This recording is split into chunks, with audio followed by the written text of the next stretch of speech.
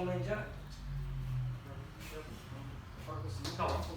Başka bir şey yapmıyor. Şöyle çeviriyor. Giriyor. Aynen.